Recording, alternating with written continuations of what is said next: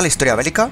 ¿Quieres ser parte de nuestra vieja guardia? Pues recuerda que también puedes escucharnos en formato audio podcast siempre que quieras desde la web o la app iVoox. Es gratis y ahí tenemos alojados más de 1000 episodios que se publican por lo menos una semana antes que aquí. Puedes acceder a través del enlace en la descripción del audio o desde el primer comentario fijado. Te esperamos.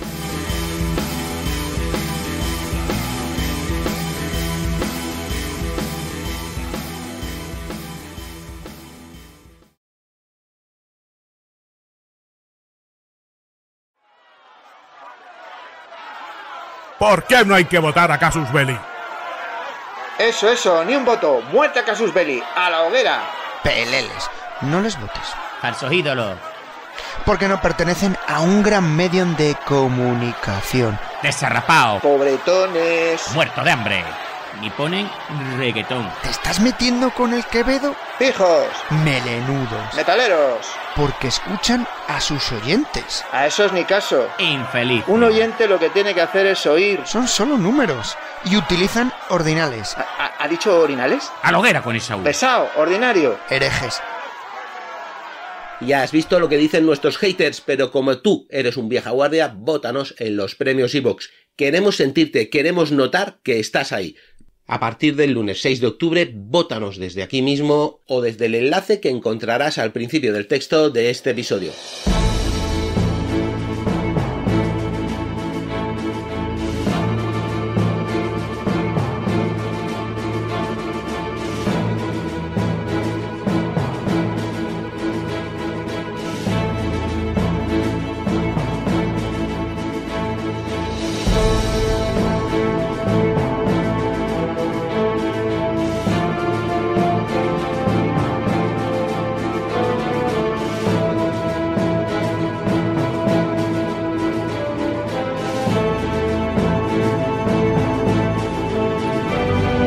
La Primera Guerra Mundial surgieron nuevas naciones, lo sabemos, Checoslovaquia, la Polonia, el desmembramiento del Imperio Austrohúngaro, pero en el norte surgió un país que tendrá un papel más o menos importante durante la Segunda Guerra Mundial, que creo que es el marco en el que nos movemos en Casus Belli más cómodo, que fue Finlandia.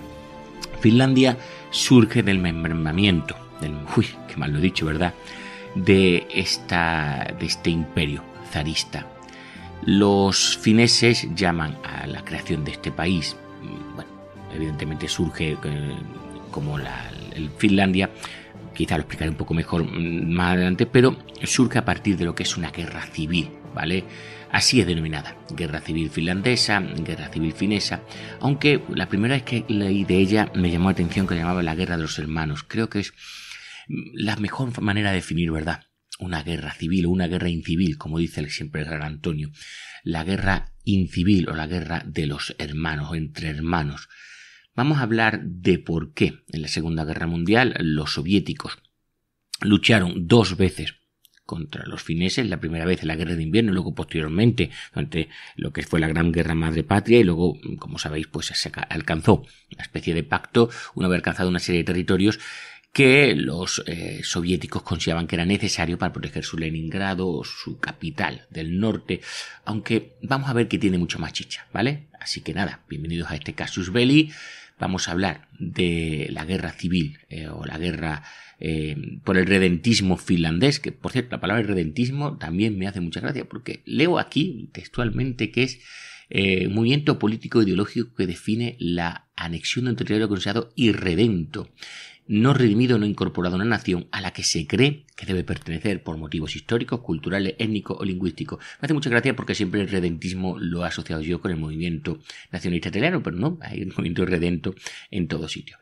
Bueno, vamos pues con una serie de artículos, sobre todo uno muy importante que he encontrado hablando de esto, evidentemente no es algo que se encuentra en español, sobre la guerra civil finesa, la guerra entre hermanos.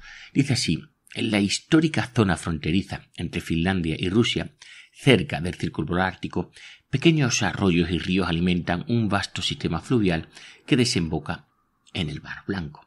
Los 480 kilómetros de largo, estrechos y rápidos, rugientes, han conformado durante siglos la principal vía de comunicación de una zona salvaje, aparentemente infinita, llamada la Carelia Blanca.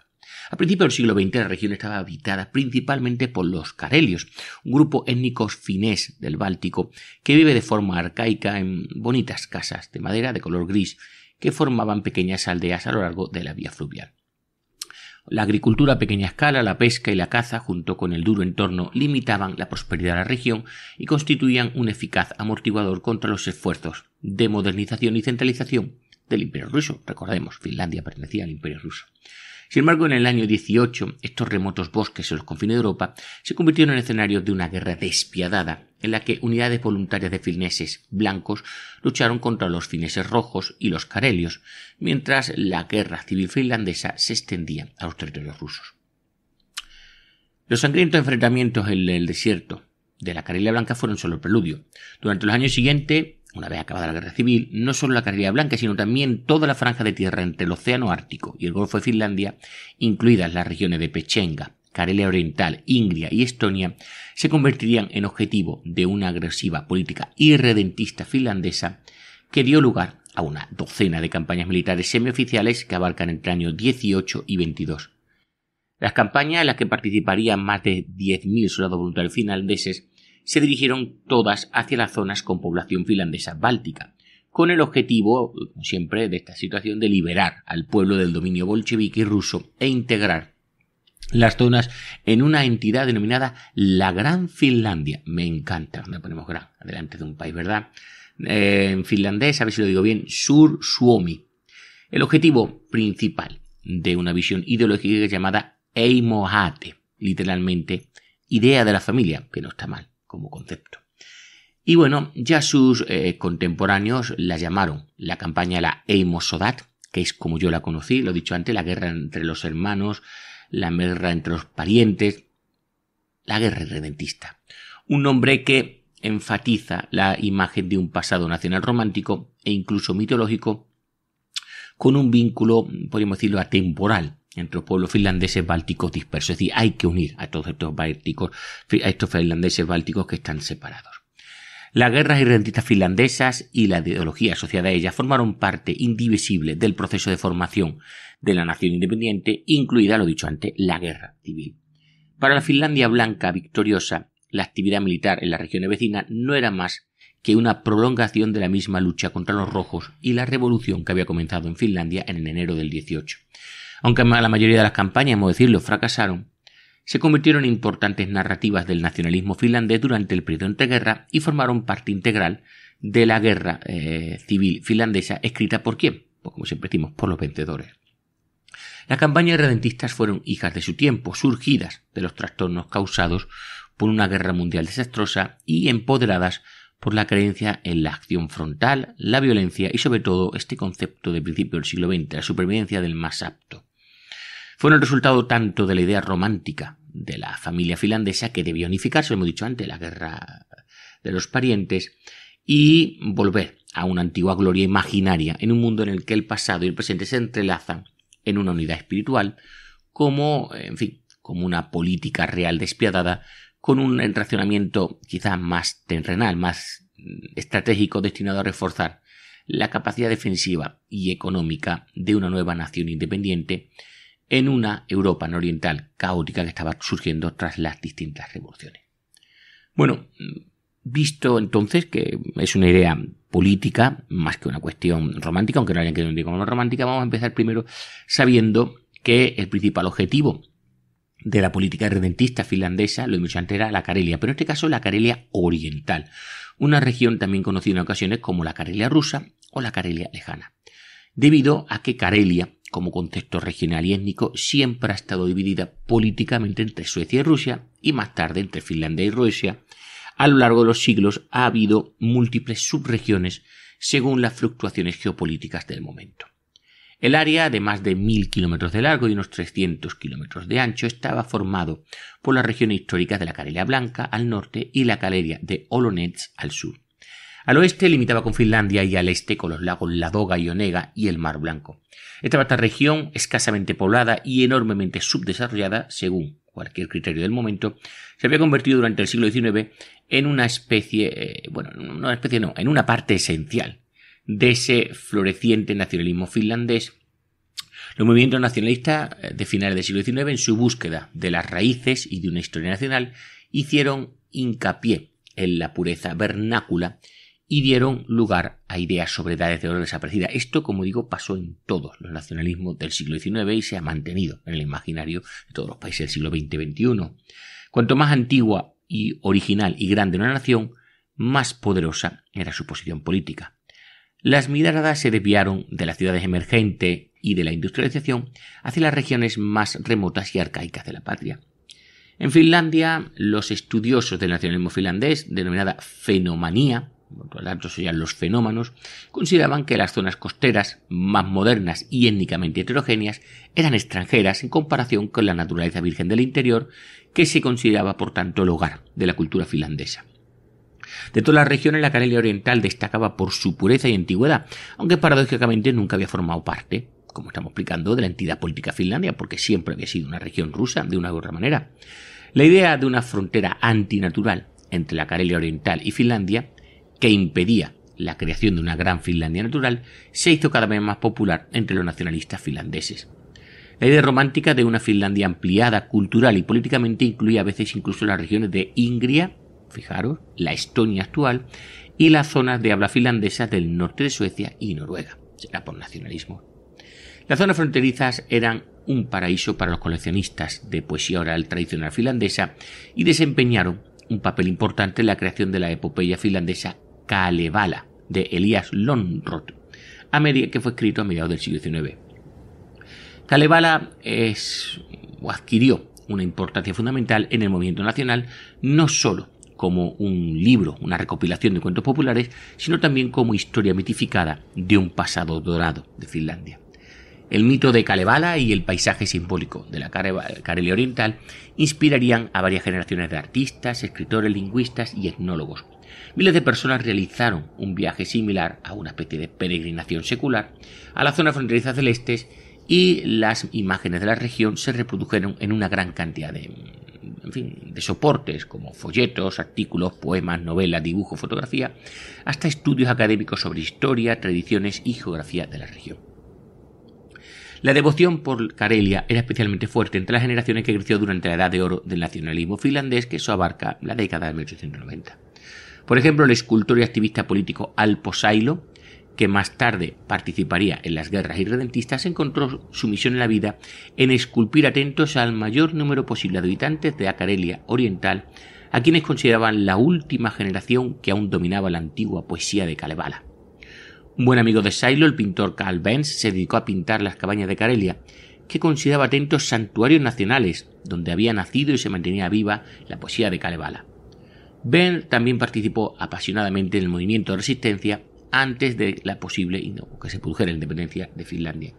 El entusiasmo del irredentismo finlandés fue durante décadas principalmente de carácter cultural, como estamos viendo, y civilizador, aunque la utopía de un imperio finlandés báltico, lo dicho antes, la Gran Finlandia, ya se planteaba en la década de 1870. La cuestión irredentista finlandesa no entró en el debate político hasta la Primera Guerra Mundial. Fue introducida por primera vez por un pequeño, pero eso sí, poderoso movimiento de resistencia que abrazó la cuestión Carelia y la desarrolló en una dirección sobre todo geopolítica y moderna. En la primavera del 17, todo el campo político había absorbido en gran medida la cuestión de la Carelia. Sin embargo, el enfoque romántico nacional, tan arraigado en el nacionalismo finlandés, seguía desempeñando un papel fundamental, especialmente cuando la cuestión irredentista y la perspectiva de una gran Finlandia se convirtieron en un movimiento popular que animaba a decenas de miles de personas y entusiasmaba a la élite política y militar. Medio siglo de confrontación cultural y científica en las naciones afines se transmitió con éxito a esta nueva cultura polarizada. Con una Finlandia independiente ya al alcance de la mano, los trabajadores culturales, periodistas, artistas y científicos estaban listos para movilizar lo que siempre se hizo, por ejemplo, en la Primera Guerra Mundial y en otras guerras, lo denominado paquete emocional, y sobre todo promover la idea de crear una gran unidad política de todos los finlandeses bálticos en la forma de una Gran Finlandia. Esto y el discurso de Hitler o de Mussolini, pues es lo mismo. O de otros dictadores, por qué no decirlo. Las referencias a la Kalevala se utilizaron incluso de forma descontrolada para promover la nueva política de guerra. Cuando los diputados de todas las parroquias de la Karelia Blanca, conocidas comúnmente como la verdadera tierra de las canciones de la Kalevala, se reunieron en el centro regional de Utua, hoy Kalevala, en Rusia, en el verano del 17, Väinö Salminen, un coleccionista finlandés de poesía oral tradicional, declaró que la región había contribuido a una de las obras más significativas de la literatura mundial y que ahora era el momento de que los finlandeses pagaran su deuda liberando a los karelios. A veces las referencias a la epopeya podían llegar a ser, bastante surrealistas comparado con lo que podemos entender ahora, como durante el levantamiento karelio contra el dominio soviético en el año 21, cuando los comandantes lucharon bajo los seudónimos de Väinämöinen e Ilmarinen. Y me dirán, ¿y estos dos quiénes son? ¿Personajes de Warhammer? No, dos figuras heroicas centrales de la Kalevala. En los escritos de los activistas irredentistas se manifestaba la ambición de debatir el tema y convencer al lector con un amplio abanico de argumentos y hechos. Debido al contexto internacional de la cuestión de la Karelia Oriental, los irredentistas finlandeses también necesitaban convencer ¿a quién? Pues al resto de países. Durante el periodo de la influencia alemana, en el año 17, el doctor Hermann Stenberg, veterano del movimiento de resistencia finlandés y miembro de la organización de propaganda Liga de Ciudadanos de Karelia, publicó el libro, un poco difícil decirlo, pero lo entenderé, Ostkarelian in Verhalting zu Russland and zu Finland. Bueno, creo que queda más o menos la Karelia Oriental, concepto de la Rusia y de Finlandia. 2 años más tarde, durante el periodo de influencia aliada, Stenberg y la Liga de Ciudadanos publicaron en inglés el libro La Gran Finlandia, una unión entre las tierras fenobálticas. El doctor Hermann Stenberg justificaba la Gran Finlandia no solo desde el punto de vista político, lingüístico e histórico, sino también desde el punto de vista geológico, geográfico e incluso, atentos, hidrográfico. El enfoque romántico y político se enriqueció con argumentos científicos a favor de la próxima anexión de la Karelia Oriental. Era, por decirlo de manera, una mera restablecimiento del orden natural, histórico, étnico, lógico y armónico. Argumentos similares inundaron los periódicos burgueses durante el apogeo de la política redentista. Para Stenberg, la influencia cultural y política de Rusia sobre el pueblo era solo una preocupación menor. Argumentaba que lo ruso era tan ajeno a los verdaderos karelios que probablemente desaparecería de forma natural. Decía, una vez recuperado. Para Stenberg y sus seguidores, la amplia gama de argumentos ofrecían posibilidades casi ilimitadas para trazar nuevas líneas en el mapa en constante expansión de esta futura Gran Finlandia. Incluso la península de Kola y las regiones pobladas por finlandeses en el norte de Suecia y Noruega, ya lo hemos dicho antes, pues estaban en el debate de que eso también es Finlandia. En la mayoría de las cartas y diarios de la época, y más tarde en las memorias y entrevistas, los voluntarios de las guerras redentistas solían enfatizar una explicación idealista, emocional de su combate en las campañas militares. Se trataba de la liberación de las naciones hermanas y de los objetivos humanitarios y se mezclaban con elogios a la mítica naturaleza salvaje y a su gente. Muchos de los jóvenes voluntarios reflexionaban sobre el paisaje y las personas que conocían, siguiendo la retórica tradicional de esa Karelia Oriental, ¿verdad?, tan rica en literatura, y que había sido consumida esa rica literatura, como digo, por varias generaciones de finlandeses. Imagino al joven diciendo, sí, esto es como lo que he leído o recuerdo al tal poeta hablar de estas estampas. El entusiasmo por ese pasaje arcaico y sus habitantes, así como la predicación de la ilustración y la modernización, se podían apreciar, por ejemplo, en las cartas de Gunnar Fortelius, un estudiante de medicina que participó como voluntario en la campaña de Karelia Blanca en el verano del 18. Le voy a poner voz a Dani mientras yo me tomo un poquito de café.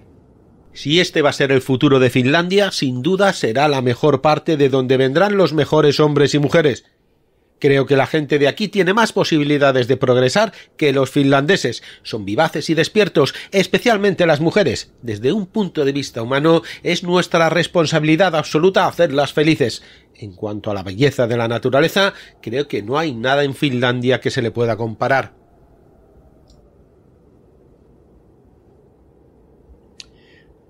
Con el paso del tiempo y el empeoramiento de la situación de los voluntarios finlandeses, las observaciones de Fortelius sobre Karelia también se tornaron más negativas. Le pongo yo voz ahora, Dani. Por mucho que adore la naturaleza de Karelia, no quiero vivir aquí. No puedo estar de acuerdo con el pueblo karelio. Se parece demasiado a los rusos. Así es. Bueno, durante su estancia en la expedición, Fortelius conoció a Ilmari Kianto, un escritor dedicado a alabar la naturaleza salvaje, especialmente de la Carelia oriental y su pureza. En su escrito y en su idealización de Carelia, Kianto veía a los voluntarios finlandeses como una amenaza para la moralidad y la pureza de los carelios, especialmente de sus mujeres jóvenes. Según él, la contaminación de la virginidad carelia, era algo preocupante de cara a la población local. Esto incluso lo pensaba un comandante de la campaña Carelia Blanca en otoño del 18, Toivo Kuisma. Bueno, fijaros lo que decía de unos suecos del sur de Finlandia. También están enviando allí a jóvenes suecos del sur de Finlandia que no son realmente capaces de tratar a la gente correctamente. También es habitual que nos veamos obligados a devolverlos con enfermedades venéreas. El envío de estos hombres es una vergüenza para Finlandia. Hay que tener en cuenta que las mujeres de la Carelia Blanca son las más santas del mundo y me temo que nuestros guerreros puedan corromper la antigua decencia y pureza del pueblo. La fascinación cultural y el carácter sagrado de las zonas boscosas de Carelia se reflejaban en las campañas militares en las que nunca se predicaba demasiado el respeto a las tradiciones, los hábitos y la propiedad local. En parte se trataba de una cuestión de estrategia, una ofensiva de encanto, como requisito previo para el éxito de la política irredentista. Cualquier comportamiento inadecuado de los voluntarios hacia los habitantes locales era condenado por los líderes de la campaña y recibido con reticencia por los demás voluntarios. Antes de entrar en Carelia, los jóvenes voluntarios eran adoctrinados con estrictas normas de comportamiento, atentos, no entrar en las casas y ser invitados, no burlarse de las tradiciones religiosas, que diferían significativamente de las de Finlandia, no fumar en los edificios y no molestar a los habitantes de ninguna manera. La tarea de controlar el comportamiento de los soldados no siempre fue fácil, dadas las circunstancias extraordinarias de las guerras. Los comandantes podían recurrir a una amplia gama de medidas punitivas que iban desde la reprimenda hasta los castigos físicos, incluso si hace falta la pena de muerte. El hecho de que las campañas no fueran oficiales, hemos dicho antes que las guerras fueron semioficiales, y que los comandantes y los soldados no formaran parte originalmente del ejército finlandés, es que era una guerra como semi-privada, por entenderlo también es un concepto, es decir, eran voluntarios en unidades, en organismos, no era el ejército finlandés. En fin, esto llevaba a las compañías a una zona gris jurídica, que como digo, pues permitía a los comandantes en aquel momento ejercer un poder extraordinario, increíble para cualquier otro oficial. Cuando un grupo de voluntarios saqueó una iglesia ortodoxa durante la campaña de Olonets en 1919, el comandante de la campaña, Gunnar von Hertzet, ordenó que se seleccionara un hombre por sorteo y se le ejecutara. Un chico de 16 años, que ni siquiera había entrado a la iglesia, fue, el que le tocó, la perra gorda o la pajita más larga, o como queráis pensarlo, y al día siguiente fue fusilado, y aunque sus padres intentaron posteriormente procesar al comandante, todo quedó en nada. El enfoque romántico nacional no se desvaneció, ni siquiera tras las campañas fallidas y el fracaso de la política redentista. La Carelia oriental y las demás regiones habitadas por las naciones afines se consideraban tierras martirizadas de Finlandia, más que escenarios de una política exterior irresponsable, fallida y chauvinista. Las campañas redentistas de 1918 al 22, que vamos a ver a lo largo de este podcast, fueron imaginadas por los voluntarios como guerras románticas en las que intentaban encajar en el papel de soldados intrépidos con moral alta y una comprensión de los aspectos educativos e históricos del proyecto. Bueno, y vamos a empezar. Creo que ha sido un comienzo un poquito extraño, llevamos casi 20 minutos. Vamos a ver primero la guerra civil finlandesa. Bueno, cuando la Primera Guerra Mundial y la Revolución Rusa abrieron el camino para que Finlandia luchara por su independencia, era casi inevitable que la cuestión de la Carelia oriental se convirtiera en parte del proceso. Convertir el interés cultural en una política de anexiones militares y un programa nacional agresivamente ampliado era simplemente demasiado tentador en un mundo de posibilidades que se abrían ante los nacionalistas finlandeses. Sin embargo, no estaban solos. Impulsados por la primavera política de Rusia, surgió un animado debate sobre el futuro estatus de la Carelia oriental entre rusos y carelios por igual. En el año 17 la región había sufrido un cambio geopolítico masivo cuando Rusia, fuertemente apoyada por Francia y Gran Bretaña, comenzó en los primeros días de la Primera Guerra Mundial la construcción de un ferrocarril a través de la región. La construcción de un ferrocarril que conectara Petrogrado con la costa libre de hielo del Océano Ártico fue una empresa gigántica que fue posible gracias a decenas de miles de prisioneros alemanes y austríacos, trabajadores chinos y entre otros muchos también unos 5.000 trabajadores finlandeses. El ferrocarril de Murmansk, como así se denominó, se abrió en el 16 y garantizó el libre paso, principalmente de los suministros aliados, para la maquinaria bélica rusa. Cuando Rusia cayó en la revolución y la guerra civil a partir del 17, el ferrocarril del norte ofreció tanto una salida al caos como un canal ofensivo directo hacia el corazón de un imperio en decadencia. La Primera Guerra Mundial rompió el aislamiento de la Karelia Oriental también de otra manera. A diferencia de la situación en Finlandia, los hombres de Karelia fueron movilizados al ejército ruso, donde sufrieron, como el resto de los soldados, miseria y muerte, y también fueron influenciados por las nuevas ideas de la época. En el 17, en varias reuniones celebradas en la Karelia Oriental, se pudo apreciar una creciente conciencia política con diversos escenarios políticos futuros para esta región, ¿verdad? En junio del 17, más de 9.000 delegados entusiastas de la mayoría de las parroquias de la Karelia Blanca se reunieron en la aldea de Utua, donde acordaron una declaración en la que se proclamaba la autonomía de la región dentro del Imperio ruso postzarista. 6 meses más tarde, tras la toma del poder por Lenin en Petrogrado, los representantes se reunieron de nuevo en Utua y acordaron que, dadas las nuevas circunstancias, la Karelia Oriental debía reclamar la independencia total. Al mismo tiempo, el gobierno burgués de Finlandia, sin informar al Parlamento, autorizó a una delegación de 3 activistas destacados a representar las reivindicaciones finlandesas en las negociaciones de paz entre Rusia y Alemania en Brest-Litov. La delegación finlandesa presentó al canciller del Imperio Alemán, el conde Georg von Ellich, una solicitud para que la cuestión de la ampliación de Finlandia hacia el este se debatiera seriamente durante las negociaciones con los rusos. La delegación finlandesa, aprovechando su posición independiente y la creciente agitación en Finlandia, elaboró un memorándum que justificaba la integración no solo de la Karelia Oriental, sino también de la península de Kola con Finlandia por razones nacionales, económicas, estratégicas. La delegación trataba de convencer a los alemanes de los enormes beneficios que este acuerdo les reportaría. Para decepción de los activistas finlandeses, Karelia Oriental no se discutió durante negociaciones de paz germano-rusas. Las reivindicaciones del 17 muestran la discrepancia entre la actitud finlandesa y Karelia con respecto al destino de Karelia, lo que provocó tensiones que se convertirían en una espina clavada en la política irredentista finlandesas y obligarían a una retórica oficial, en fin, a actuar con cautela. Ya estamos viendo que los karelios quieren la independencia, no quieren unirse a Finlandia.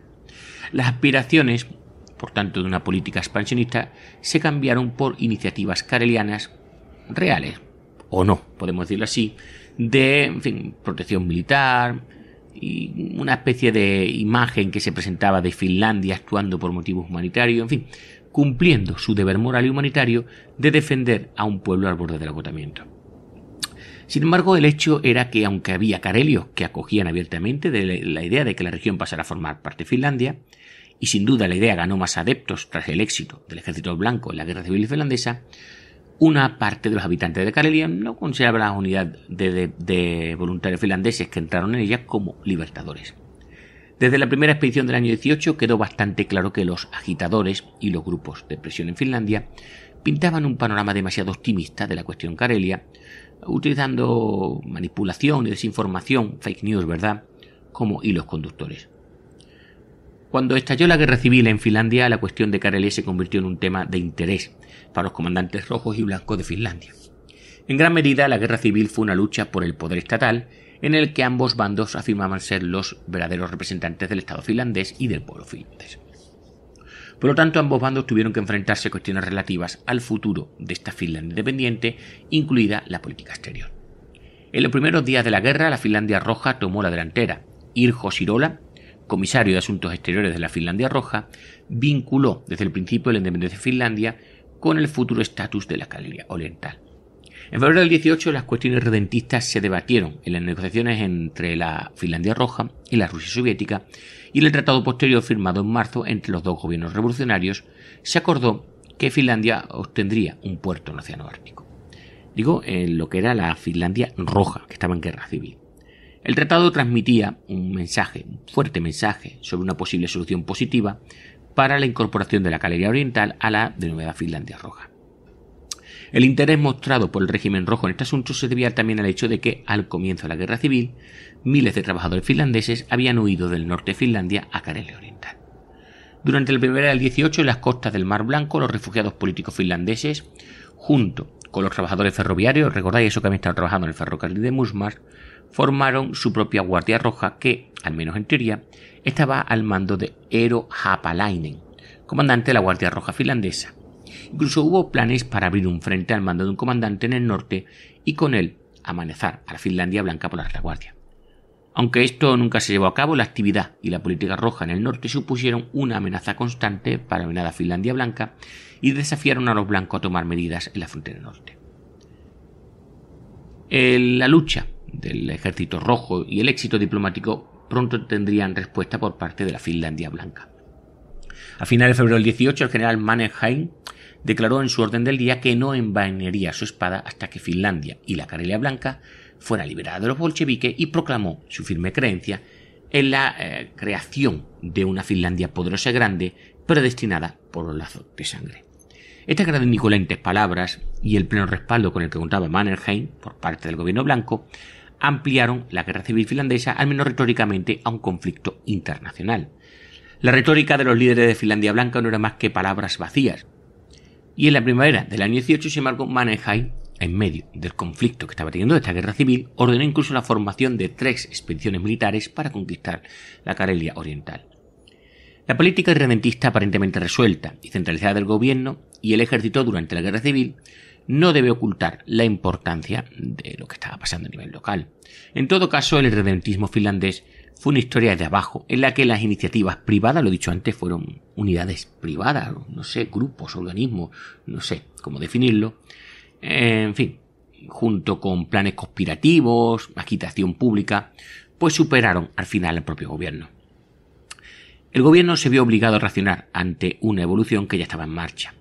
Los planes del Ejército Blanco en la primavera del 18, por ejemplo, fueron precedidos por planes privados de gran alcance para expediciones militares que tenían como objetivo conquistar la península de Kola, la Carelia Blanca y Pechenga.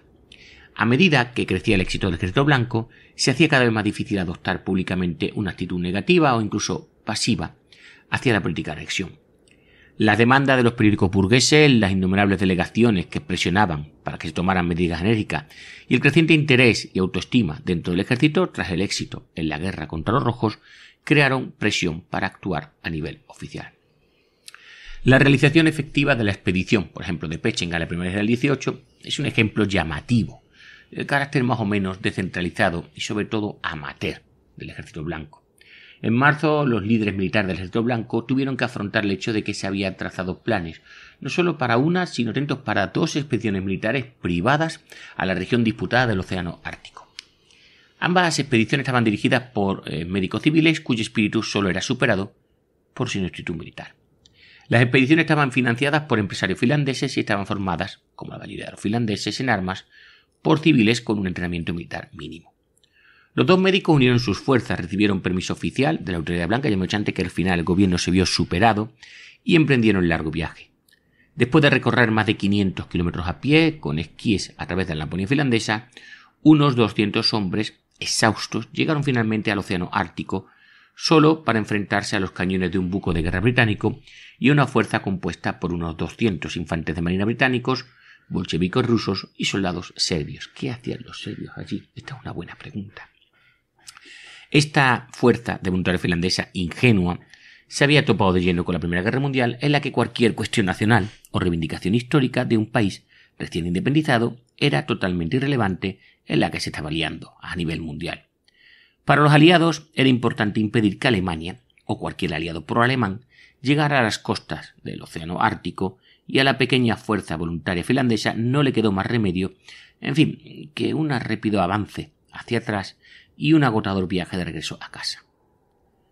La expedición de Pechenga, aunque fue un asunto bastante marginal, puso de manifiesto los riesgos de una política redentista de aventureros. En el momento en que los voluntarios finlandeses cruzaban la frontera rusa, pues como digo, aumentaba el riesgo de que Finlandia se viera envuelta en una complicada situación internacional.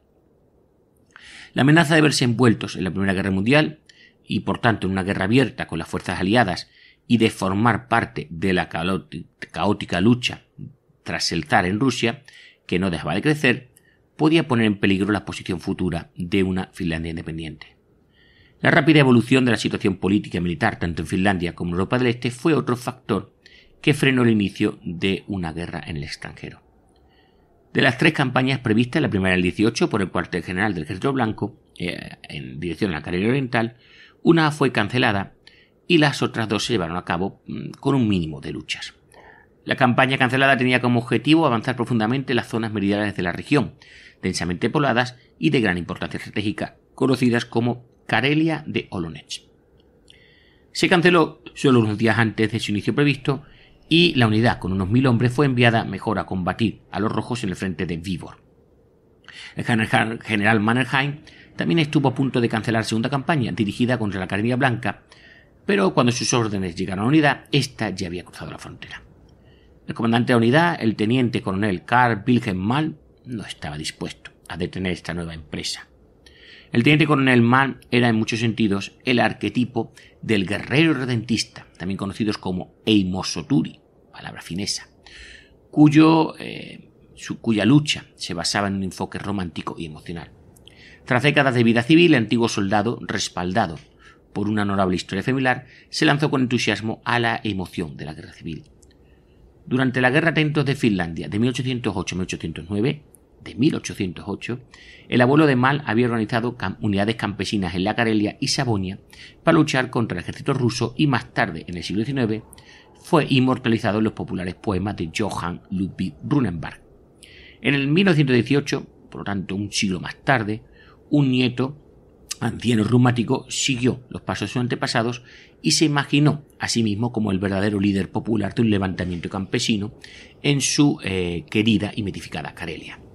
Su llamamiento justo antes de la campaña estaba lleno de convicción. Dani, ponle tu voz a este simpático abuelete. Saludos, hermanos al otro lado de la frontera. Saludos, hermanos de Arcángels en Karelia. Los hijos libres de la Finlandia libre les traen sus saludos. Ahora amanece un nuevo día para que el pueblo karelio se libere de una banda de villanos. Ahora es el amanecer, cuando toda tribu finlandesa despierta, cuando todo el pueblo de Kalevala rompe sus cadenas. El cruce de la frontera por sus 3 compañías a finales de marzo del 18 fue un acontecimiento muy solemne, con desfiles, discursos a favor de Karelia, canciones y citas de la epopeya nacional de Kalevala. Sin embargo, el aspecto romántico de la campaña de liberación pronto se desvaneció. En sus informes al cuartel general del Ejército Blanco, Mann tenía que admitir lo siguiente. La realidad. Los ancianos están de nuestro lado. Los más jóvenes se adhieren a quien tiene el poder. Los más jóvenes, es decir, los soldados que han regresado de la guerra, apenas pueden pensar. Solo quieren paz y tranquilidad. Nada más les importa. Ni un solo hombre se une a nosotros. Me dicen que sea amable y trate a la gente con gentileza, y lo he intentado. Mis muchachos han tratado con el debido respeto todas las costumbres y prácticas del pueblo. Todos los oradores se han quedado roncos de tanto hablar. En los pueblos más grandes se han celebrado reuniones con discursos y cantos. El entusiasmo ha sido grande, pero eso ha sido todo. La pasividad de la población local y el exceso de confianza de los grupos de presión finlandeses fueron característicos de los esfuerzos redentistas finlandeses a lo largo de los años. Por lo general, las campañas no dieron lugar a levantamientos populares importantes para sorpresa de los mismos finlandeses. Los karelios locales, muchos de ellos muy conscientes de la peculiar e incierta situación política de la región, no se sentían motivados para ir a la guerra después de años en el ejército ruso y desconfiaban de los finlandeses y de su capacidad para cumplir sus grandes promesas. Para la mayoría de la población, el pan y la paz eran más atractivas que una actividad irredentista finlandés que se estaba presentando. Incluso para los karelios más profinlandeses, unos 200 jóvenes finlandeses armados no eran evidentemente suficientes para convencerlos de un posible futuro vinculado a Finlandia. Las reacciones de los karelios tan reacias no solían obstaculizar las expediciones, ni cambiaban el corazón de los redentistas. Por ejemplo, la unidad del teniente coronel Mann continuó la campaña a pesar del apoyo local casi inexistente, incluso después de que sus tropas fueran derrotadas por una unidad de rusos rojos y finlandeses en las afueras de la ciudad de Kem, en el Mar Blanco. Continuaron ocupando vastas zonas del interior de la Karelia Blanca, creyendo en el poder de la agitación, la propaganda y la educación para cambiar el estado de ánimo de los lugareños. Sin embargo, la agitación solo funcionaba mientras los finlandeses podían ofrecer seguridad militar. 3 meses después de entrar en la Karelia Blanca, Mann, que había visto disminuir el apoyo oficial a su empresa, se derrumbó físicamente y fue literalmente sacado de Karelia, la tierra de sus sueños. Sin embargo, la expedición siguió adelante cuando en el verano del 18 comenzaron a llegar nuevos voluntarios bajo el mando de un nuevo comandante, Toivo Kuisma, el que mencionábamos antes, que se quejaba un poco de la actitud de los suecos. De las campañas redentistas llevadas a cabo en el 18, ninguna se asemejó más claramente a la guerra civil finlandesa que las campañas de los tenientes Jagger Oiva Vilamo y Kurt Martti Wallenius. Este último se convirtió en una figura legendaria en el periodo de entreguerra. 2 años después de la guerra civil, Wallenius estaría al mando de una pequeña unidad de voluntarios en Pechenga. Alcanzaría, atentos, el cargo de jefe del Estado Mayor del ejército finlandés entre el año 25 y 30, antes de involucrarse profundamente en un partido de extrema derecha. En marzo del 18, Wallenius y Vilamo organizaron 2 unidades en la Laponia finlandesa, el batallón Kuorlajavi y el batallón Kuusamo.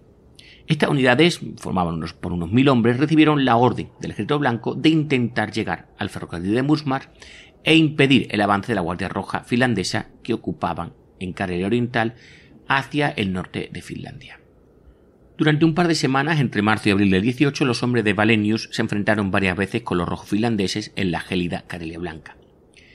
El iconográfico entorno del nacionalismo romántico finlandés a lo largo del lago Paanajärvi y el río Olunka, visitado durante los años anteriores a la guerra por miles de artistas y entusiastas de Karelia, pues como digo, ese territorio tan icónico, tan bonito, pues se convirtió en escenario de feroces combates entre los mismos finlandeses. Desde el primer combate, en el que una unidad blanca rodeó y ejecutó a una patrulla roja de 10 hombres, la guerra mostró la misma brutalidad que la que se libraba en la misma Finlandia. Rara vez se tomaban prisioneros y las ejecuciones sumarias eran habituales. La expedición de Wallenius nunca llegó al ferrocarril. Tras los intensos combates de la primera fase de la campaña, la amenaza de los rojos disminuyó rápidamente en abril del 18 cuando, según el Tratado de Brest-Litov, los bolcheviques rusos prohibieron todas las hostilidades contra la Finlandia Blanca. Las tropas de Wallenius, agotadas y enfermas, recibieron la orden de actuar como guardias fronterizas y continuaron ocupando una pequeña porción de tierra en el lado ruso de la frontera. Más tarde, en otoño, esta última zona fue abandonada y las tropas se retirarían a la Finlandia. Las campañas redentistas finlandesas tuvieron que superar no solo al enemigo, sino también las duras condiciones reflejadas en un informe al cuartel general del Ejército Blanco por ejemplo, el voluntario Holger Ongiston. Dani, cuéntanos qué decía este hombre de lo que había vivido. Llegué a Molkom a las 5:15 de la mañana tras una agotadora marcha por el pantano. No habían carreteras ni siquiera caminos. Partí de nuevo tirando del bote sobre el hielo del lago Vuoninen y luego remando en aguas abiertas y tirando otra vez del bote sobre los bloques de hielo hasta Vuoksenlahti, donde caminé hasta Hilabati, donde llegué a las 3 de la tarde. Salí a las 4 de la tarde de nuevo caminando hacia Tololanti, pero de nuevo debido a la barrera de hielo tuve que dar media vuelta tras horas de trabajo infructuoso y llegué de nuevo a Hibalati a las 4:20 de madrugada. Esta vez salí directamente sobre el hielo tirando de mi embarcación a las 6 de la mañana. Llegué a Utua tras grandes penurias a las 12:15 del mediodía. El este de Karelia simplemente no era adecuado para una guerra a gran escala. Las zonas boscosas apenas podían alimentar a un ejército invasor y aunque las unidades finlandesas eran pequeñas, se produjeron casos de malnutrición entre las tropas de Wallenius y Mal. La infraestructura de la región era prácticamente inexistente, lo que limitaba de forma efectiva el alcance de la guerra. Las pocas carreteras eran en su mayoría inutilizables durante la primavera y el otoño, mientras que el invierno, con nieve y hielo, habría sido una estación mucho más propicia para la guerra en lo que respecta al transporte. Las campañas de 1918 en Karelia Oriental y el Océano Ártico pueden considerarse parte de la guerra civil finlandesa en curso. Los dirigentes políticos de la Finlandia Blanca, tanto durante como después de la guerra civil, se mostraron en gran medida a favor de la continuación de la campaña del Ejército Blanco en territorio ruso. Tanto el regente de Finlandia, Pierre Evin Svinhufvud, vaya mi finés, como el primer ministro Juho Kusti Paasikivi presentaron el programa irredentista como una cuestión de vida o muerte para la independencia de Finlandia. Si se analiza únicamente la acción militar, queda claro que se organizó y llevó a cabo en un ámbito que podría describirse como entre lo privado, lo dicho antes, y lo oficial, una circunstancia que seguiría la política redentista hasta el final. En el año 18, por ejemplo, los soldados eran en su mayoría voluntarios y se pidió a los comandantes, como en el caso, como comentaba antes, el teniente coronel Mal, que dimitieran del Ejército Blanco mientras durara la campaña en territorio extranjero, con lo cual era una invasión privada. Al mismo tiempo, los soldados y los comandantes se consideraban parte del ejército blanco, y cuando los combates terminaron en Finlandia, en mayo del 18, los voluntarios de la Caballería Blanca también insistieron en volver a casa.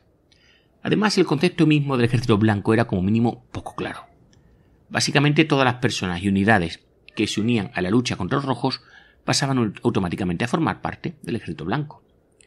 La idea de la expansión política y cultural finlandesa en una región que se consideraba el corazón de la antigua Finlandia, no sé cómo decir la Gran Finlandia, no sé, me gusta la Gran Finlandia, se convirtió en una parte íntima de la guerra civil finlandesa. Tanto la Finlandia blanca como la roja, atentos, soñaban con esa Gran Finlandia. Hemos dicho antes, el mismo Finlandia roja ya lo había pactado con los soviéticos. Había que anexionar la Carelia oriental y ese era el principal objetivo. Después de que la iniciativa roja se viera gravemente dañada por el Tratado de Brest-Litovsk y su fracaso militar, los blancos tomaron la delantera. Aunque todas las expediciones fracasaron al final, se puede argumentar que las campañas irredentistas y la idea de una Gran Finlandia formaron una parte esencial de la formación ideológica de la Finlandia blanca. Las campañas redentistas del año 18 también dan pistas sobre el panorama general que rodeaba los acontecimientos en la guerra civil. El conflicto aparentemente interno y los planes de anexión finlandeses podían estar, y de hecho estaban relacionados con las grandes cuestiones de la época. ¿Cuál era el destino del Estado bolchevique y el futuro de Rusia? Y sobre todo, ¿qué iba a pasar en Europa del Este? Todas estas cuestiones podían converger en el año 18 en la búsqueda de la metrópoli de Petrogrado. Para el general Mannerheim, la gran cuestión de derrotar a los bolcheviques fue siempre una prioridad absoluta, y más tarde, durante la guerra civil, se hicieron atentos incluso planes en el cuartel general blanco para dirigir el ejército contra la capital rusa tan pronto como terminara la lucha interna. Esta gente quería conquistar Petrogrado. En fin, Mannerheim, que había tenido una carrera brillante como oficial leal al zar y había llegado a Finlandia pocas semanas antes de que estallara la guerra civil, era ante todos un contrarrevolucionario, un seguidor del zar. Bueno, la política irredentista finlandesa durante el año 18 estuvo fuertemente ligada también al destino y a la voluntad de Alemania. El abrumador éxito militar de los alemanes en Europa del Este y la desintegración del Imperio ruso animaron al gobierno de Finlandia Blanca a comprometerse en la mayoría de los aspectos con esta superpotencia. Aún así, en la primavera del 18, la mayoría de los indicios apuntaban hacia un nuevo orden alemán en el este. El armisticio de diciembre del 17 entre los bolcheviques y Alemania terminó en febrero del 18, cuando esta última reanudó las hostilidades y prácticamente sin oposición avanzó hacia Petrogrado. Bajo una enorme presión, el régimen bolchevique firmó finalmente el Tratado de Brest-Litovsk a finales de marzo. El éxito alemán entre febrero y verano del 18 fue realmente espectacular. Atentos, con tropas alemanas, por si no sabéis, que llegaron a marchar en Kiev, Odessa, Helsinki, Minsk y Vilna. Kiev y Minsk, que luego serían tan famosas en la Segunda Guerra Mundial. Sin embargo, no actuaban en un vacío político. En fin, el Imperio ruso había revitalizado los movimientos nacionales en las antiguas zonas fronterizas y una gran cantidad de reivindicaciones políticas de diferentes grupos étnicos estaban empezando a aparecer en escena, entre ellas también los de los ingrianos y, como he dicho antes, los karelianos orientales. La política alemana en las zonas recién ocupadas ya se habían esbozado en el año 17. Crearon unidades políticas de las antiguas zonas fronterizas rusas que sirvieran a las necesidades alemanas tanto económicas como políticamente. El nuevo dominio alemán se presentó como un proyecto humanitario y la ocupación como una campaña de liberación a gran escala en la que Alemania protegía no solo a estos países independientes, sino también a toda Europa de los horrores de la revolución bolchevique. La política tuvo éxito, aunque eso sí, hemos de decir que fue efímera. De acuerdo con los deseos del Consejo de la Corona alemán, llovieron las solicitudes de protección y las declaraciones progermanas de estos nuevos gobiernos nacionales que surgían desde el Mar Blanco hasta el Mar Negro. Finlandia, que firmó su tratado con Alemania en marzo del 18 y lo ratificó en junio del mismo año, se convirtió en un alumno modelo de la política alemana de explotación sin ningún tipo de coacción, sino voluntariamente por parte del gobierno nuevo. El ambiente pro-alemán en Finlandia se entremezclaba con las perspectivas de al menos la anexión de esa Carelia oriental. El gobierno de Finlandia Blanca era abiertamente expansionista y contaba con conseguir sus objetivos bien mediante una solución diplomática, lo hemos visto antes, en la que Alemania iba a salvaguardar la creación de la Gran Finlandia, bien mediante una solución militar por la que los finlandeses, con la ayuda siempre de los alemanes, incorporarían las regiones. Tal era la importancia de la cuestión Karelia que muchos activistas estaban incluso dispuestos a hacer concesiones políticas de gran alcance en nombre del cumplimiento del programa irredentista y con la ayuda de Alemania. Durante un breve periodo de tiempo, los objetivos nacionalistas de Finlandia parecían coincidir con los grandes planes alemanes que pretendían utilizar la expansión finlandesa hacia el este como contrapeso a la presencia de los aliados del Entente en el ferrocarril de Mursma y como apoyo a una posible ofensiva alemana hacia Petrogrado. La amenaza de la Entente era una realidad. Los británicos habían llegado a la costa del Mar Blanco en la primavera del 18. La primera parte de su misión consistía en impedir que el material bélico aliado, almacenado en Arcángel y Murmansk, cayera en manos de los alemanes o los bolcheviques. Atentos. La segunda parte consistía en un plan para una posible resurrección del frente oriental, con la ayuda de la Legión Checoslovaca y otras tropas antibolcheviques en Rusia. A lo largo del ferrocarril de Murmansk, los británicos organizaron unidades locales, entre ellas un regimiento de trabajadores ferroviarios finlandeses llamado la Legión de Murmansk y el regimiento de Karelia, formado por karelianos orientales. Ambas unidades debían luchar contra los voluntarios finlandeses en verano del 18, y estos últimos casi aniquilaron a los finlandeses blancos a lo largo de la vía navegable del Karelia Blanca. Como reflejo de la complicada y algo paradójica situación, tanto el regimiento karelio como los voluntarios finlandeses se mataban entre sí bajo el lema de «Libertad para Karelia».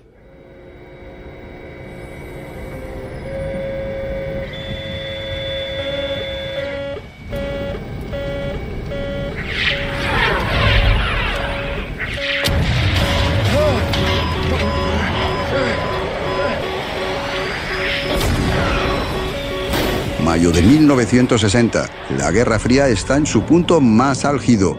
Un avión espía norteamericano sobrevuela la Unión Soviética. Su misión, capturar los secretos mejor guardados del Kremlin. Su nombre, U-2. Su piloto, Gary Powers. ¿Qué pasó realmente en el cielo aquel día? ¿Por qué Estados Unidos mintió al mundo entero? ¿Fue Gary Powers un héroe o un traidor? No te pierdas El incidente del U-2, la nueva miniserie de Casus Belli con 3 episodios que desclasifican la historia contada hasta ahora.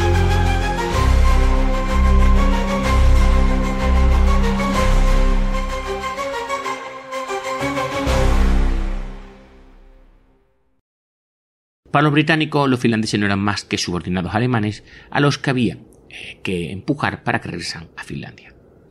Sin embargo, la colaboración germano-finlandesa no trajo la solución que la Finlandia blanca había anhelado. Durante el verano del 18 solo quedó, una vez más claro, que la política de anexión finlandesa no interesaba a Alemania, al menos por el momento. Por ejemplo, Alemania se opuso al grandioso plan militar del general Mannerheim de avanzar con su victorioso ejército blanco contra Petrogrado y no fomentó ningún aumento de la actividad militar en la Karelia Blanca. Tener que ceder a las condiciones impuestas por el Kaiserreich contribuyó de hecho a la dimisión de Mannerheim a finales de mayo del 18. Otra decepción para los dirigentes políticos de la Finlandia Blanca fueron las negociaciones germano-rusas, celebradas en agosto del 18 en Berlín, en las que ni siquiera se discutió oficialmente la tan esperada cuestión de la Karelia Oriental. En su lugar, Alemania y la Rusia soviética firmaron un tratado complementario que parecía desastroso para la política irredentista finlandesa. Hubo incluso un tratado complementario en el que los bolcheviques se comprometían a deshacerse de las tropas de la Entente en el norte y Alemania prometía que ni ellos ni los finlandeses avanzarían en territorio ruso, especialmente hacia Petrogrado. Para Alemania se había vuelto esencial preservar, al menos momentáneamente, el régimen bolchevique por temor a que otro régimen ruso continuara luchando junto a los aliados. Con las manos atadas por la política alemana en otoño del 18, la Gran Finlandia, que ya vislumbraba en verdad en el horizonte, pareció de repente fuera de su alcance. Cuando la población de Repola, una parroquia de Karelia Oriental fronteriza con Finlandia, votó en otoño del 18 a favor de formar parte de Finlandia, la decisión incluía la condición, atentos, de obtener suministros alimentarios y armas, fue en consuelo insuficiente para los irredentistas. El ejemplo de Repola no animó a otras parroquias y las esperanzas excesivamente optimistas de que se produjera una reacción en cadena en la que una región tras otra se uniera a Finlandia resultaron infundadas. La excepción fue la parroquia vecina de Porajärvi, cuyos habitantes votaron a favor de la unificación con Finlandia en verano del 19. Tanto Repola como Porajärvi se incorporaron parcialmente a la administración civil y militar finlandesas. Y bueno, durante el 18 Finlandia se había comprometido con Alemania, creyendo que esto le permitiría expandirse hacia el este. Sin embargo, cuando la política pro-alemana finlandesa se detuvo definitivamente con el colapso del Imperio Alemán en noviembre del 18, esto no supuso el fin de las reivindicaciones finlandesas, sino todo lo contrario. La política redentista culminaría en el 19, convirtiéndose en un movimiento popular casi eufórico, con miles de voluntarios finlandeses que se lanzaron a la batalla, primero en Estonia, atentos, y más tarde en la Carelia Oriental. Al igual que en el 18, la nueva ola irredentista estuvo estrechamente vinculada a la evolución que estaba pasando a nivel internacional. Fijaros, tras la Revolución Rusa y el colapso de Alemania, la situación en el noroeste de Europa fue caótica, por decirlo de una manera suave. Las incertidumbres que rodeaban el destino del Estado bolchevique, la posible extensión de la revolución socialista, la resolución de una Rusia imperial y el establecimiento de Estados-naciones en las antiguas fronteras imperiales crearon tensiones que en algunos casos duraron años. Para los vencedores de la Primera Guerra Mundial, el problema más inmediato en el este era la amenaza de la revolución. Uno de los resultados del colapso de Alemania fue la renuncia al Tratado de Brest-Litov, lo que permitió al Ejército Rojo avanzar hacia las antiguas fronteras rusas.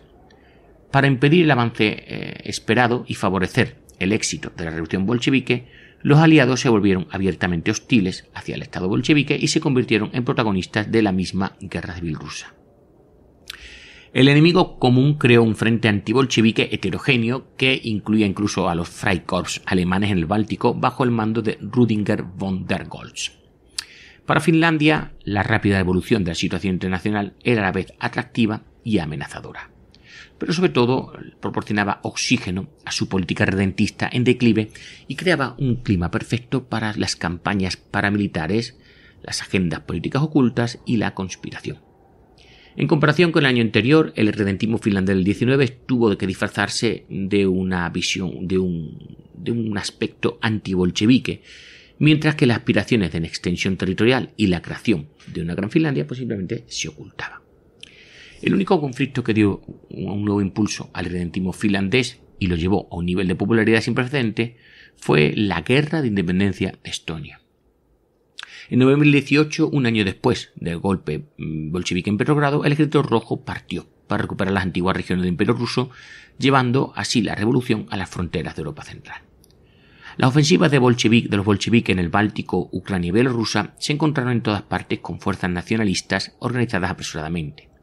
En Estonia, el ejército de Trotsky invadió una parte importante del país en solo un par de semanas y ya estaba al alcance de Tallin, la capital.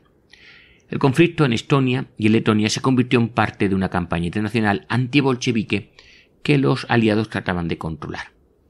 Cuando el gobierno nacional estonio envió una solicitud oficial a Finlandia para obtener apoyo militar y económico, los finlandeses, preocupados por la posibilidad de tener un país gobernado por los bolcheviques como vecinos del sur, se mostraron dispuestos a enviar los fondos y armas. Sin embargo, debido a la amenaza de un posible ataque bolchevique contra Finlandia, no era un apoyo militar directo en forma de tropas ordinarias. El temor a un ataque bolchevique al que se unirían miles de antiguos guardias rojos finlandeses que habían tenido que huir a Rusia a finales de la guerra civil era muy real en las últimas semanas del 18. En los regimientos fronterizos finlandeses no se permitió a los soldados salir de permiso por Navidad y los comandantes se preparaban para una posible nueva guerra. La amenaza militar de los bolcheviques, junto con la inestabilidad política interna, dio lugar a un fuerte movimiento patriótico en Finlandia entre los no socialistas. Se asemejaba a la actividad de los blancos un año antes y dio lugar, por ejemplo, al establecimiento con éxito de la Guardia Civil, como movimiento popular en tiempos de paz en la Finlandia de entreguerra. Sin embargo, el resultado más importante del movimiento fue el entusiasmo generalizado y la lucha por la causa de ¿quién? Por lo dicho antes, de los estonios. Estonia estaba geográficamente y lingüísticamente cerca de Finlandia, y durante el proceso de construcción nacional más intenso, a finales del siglo XIX, se establecieron muchos contactos entre las élites culturales estonia y finlandesas. Los activistas del antiguo movimiento de resistencia finlandés crearon, con el apoyo del gobierno y de todos los partidos políticos, excepto los socialdemócratas, el denominado Comité Central de Ayuda a Estonia, con la intención de organizar y enviar una fuerza militar de voluntarios a Estonia. Desde el final del 18 hasta el verano del 19, el comité fue un campo de juego para actividades conspirativas y un canal para una política exterior alternativa que resultaría demasiado regada para el mismo gobierno finlandés. por muy tentadora, ¿verdad?, y atractiva que fuera. El número de voluntarios dispuestos a unirse a la campaña estonia sorprendió a todos los implicados. Mientras que las campañas de la anterior habían atraído, como recuerdo, unos 200 voluntarios como mucho, ahora había casi 10.000 jóvenes que respondieron a la llamada y se inscribieron en las oficinas de reclutamiento establecidos por el comité en diversas regiones. El número era 5 veces superior al acordado por el gobierno y el comité, y al final se decidió que solo unos 4.000 voluntarios participarían en la guerra, mientras que el resto pues se quedarían en casa como reserva. Ya que queréis hacer la guerra, aquí sois muy necesarios.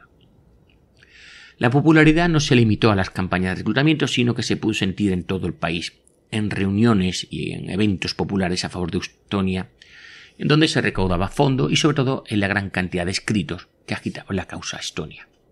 Aunque los periódicos burgueses proclamaban la causa estonia con más vehemencia, el principal periódico socialdemócrata también adoptó una postura positiva hacia el combate en la guerra, considerándolo una medida protectora para el desarrollo de la democracia, pero también refiriéndose a la visión romántica de las naciones afines. La fe en los voluntarios finlandeses reflejada en sus escritos parecía ilimitada. En primer lugar, habían aplastado el levantamiento rojo, recuerdo, en su propio territorio. Había sido la guerra civil, con lo cual, pues, primer check, ¿verdad?, de tu lista conseguido. Después habían combatido con éxito a los bolcheviques en los países vecinos, con lo cual, segundo check, perfecto. Los voluntarios finlandeses eran soldados profesionales de la libertad, que acudían en ayuda de sus vecinos y eran alabados por todo el mundo, aunque la participación finlandesa en Estonia no implicaba ideas explícitas de expansión territorial finlandesa, no sé hasta qué punto. Las campañas se basaban en gran medida en esa imagen romántica del parentesco, ¿verdad?, de los lazos de sangre y la idea de una nación finlandesa unida. Así pues, volvemos a un carácter de estas campañas de tipo paramilitar y, en fin, el movimiento popular que las rodeó afectó a sus voluntarios y a los comandantes. Los jóvenes, estos jóvenes sedientos de guerra, estaban ansiosos por encajar en el papel de héroes invictos que ya les atribuían, pues la prensa, lo he dicho, ante el frente interno. La propaganda bélica representaba al enemigo odiado, los rojos, como militarmente incapaces y poco viriles, lo que contrastaba claramente con la alta moral y el heroísmo de los voluntarios finlandeses. El mensaje de la propaganda se transmitía al campo de batalla, donde los voluntarios entusiasmados se lanzaban a la lucha seguros de su superioridad. A veces la estrategia tenía éxito. Durante la campaña de Estonia, una compañía del primer regimiento de voluntarios finlandeses logró avanzar profundamente en territorio enemigos y se situó en las afueras de la ciudad de Narva, de gran importancia estratégica. Sin dudarlo, la compañía irrumpió en la ciudad llena de tropas rojas, ocupó la plaza principal, sembró el pánico y el caos en la fila enemiga y casi capturó a su comandante. Atentos, ¿quién era el comandante de esta unidad? León Trotsky. Tras la batalla de Narva, los voluntarios finlandeses ejecutaron sin juicio a 27 finlandeses rojos capturados que habían luchado con los bolcheviques. La búsqueda del heroísmo fue aún más prominente en el segundo regimiento de voluntarios finlandeses, liderados por el carismático e impulsivo comandante Hans Kalm. En la batalla de Paju, en el sur de Estonia, los voluntarios finlandeses combatieron ferozmente contra un enemigo compuesto principalmente por fusileros letones, pero atentos también por soldados chinos y finlandeses rojos. El suicida ataque frontal de las tropas blancas finlandesas y estonias se convirtió en un combate cuerpo a cuerpo con cuchillo y bayonetas antes de que los rojos fueran derrotados. La batalla hizo famosa la unidad de Kalm, pero también provocó bastante bajas impactantes para las dos compañías finlandesas que lucharon. La primera tuvo un índice de bajas del 50% y la segunda perdió un tercio de sus hombres. Las numerosas bajas provocaron aún más asesinatos y terror fuera del campo de batalla, y los voluntarios finlandeses del segundo regimiento fueron culpables de matar a prisioneros y civiles. El comandante del segundo regimiento, Hans Kalm, era un ejemplo paradigmático de los guerreros redentistas de su época. Kalm, de ascendencia estonia y veterano de la Primera Guerra Mundial en el ejército ruso, se había convertido en un feroz contrarrevolucionario y durante la Guerra Civil Finlandesa había dirigido un batallón famoso por el uso del terror y las ejecuciones sumarias. Después de la guerra, Kalm y su batallón fueron responsables de la ejecución de unos 600 prisioneros cuando actuaban como guardias en un campo de prisioneros de guerra de Lahti. Como líder carismático, era idealizado por sus soldados, pero dirigía a sus comandantes a la locura por su negativa a seguir órdenes. Excelente para inspirar a las tropas, despiadado en la guerra y con una fe casi escandalosa en su propia capacidad, Kalm era perfecto para estar al mando de estas unidades paramilitares. Karl llegó a llamar a sus voluntarios los muchachos del norte y mandó hacer un estandarte para los regimientos con la imagen de un oso polar. La salida de sus tropas de Helsinki, así como su llegada a Tallinn, estuvieron acompañados por una publicidad positiva, y en la que multitudes los vitoreaban y además tuvieron una bienvenida ceremonial por parte de los más altos políticos y militares estonios. El éxito militar, que alimentó el ego, la vida aventurera de los mercenarios y la juventud de estos voluntarios, la mayoría de entre 16 y 20 años, fijaros que fueron a luchar, caracterizaron las campañas finlandesas. Sin embargo, los mismos factores que contribuyeron al éxito también provocaron crecientes problemas más allá de las batallas. A ver, entre 16 y 20 años, ¿qué va a pasar? Consumo excesivo de alcohol para ahogar las penas y esas visiones que habían tenido, disturbios, saqueos y peleas que se convirtieron en parte de la vida de muchos de los guerreros y redentistas finlandeses en Estonia. A pesar del enfoque grandilocuente de los periódicos y de la imagen oficial positiva, las campañas llegaron a su fin prematuramente cuando ambos regimientos finlandeses fueron enviados de vuelta a Finlandia tras solo 3 meses de servicios. Es cierto que la amenaza militar más urgente de los bolcheviques ya se había neutralizado en ese momento, pero los problemas con el pago y el creciente malestar entre los voluntarios también contribuyeron a la decisión. Mientras que los voluntarios finlandeses eran enviados a la vuelta a casa, la guerra de independencia de Estonia continuó oficialmente hasta principios del 20, aunque principalmente como una guerra de baja intensidad fuera de las fronteras étnicas de Estonia. En la primavera y el verano del 19 el ejército estonio cambió por un breve periodo su objetivo hacia los Freikorps alemanes que entonces operaban en Letonia y ocupaban Riga. Junto con las tropas del gobierno nacional letón, los estonios al final derrotaron a las unidades alemanas de Rüdiger von der Goltz y pusieron fin a la influencia militar alemana en la región. Fijaros cómo cambiaba la cosa de un momento a otro. Ahora los rojos, ahora contra los alemanes, en fin. El éxito de los combates en Estonia, la favorable situación internacional y las reacciones abrumadoramente positivas de la opinión pública alimentaron el ansia de los irredentistas finlandeses y les animaron a volver su atención hacia la Carelia Oriental, el núcleo de la idea, ya lo hemos dicho antes, de una gran Finlandia. La atención se centró ahora en la región meridional de Olonets, la más poblada y estratégicamente más importante. A finales del 18, esta había sido sometida a la presión de los bolcheviques, lo que dio lugar a la colectivización, al terror político y el reclutamiento obligatorio en el ejército rojo. Esto provocó que se alzaran cada vez más voces críticas entre los habitantes.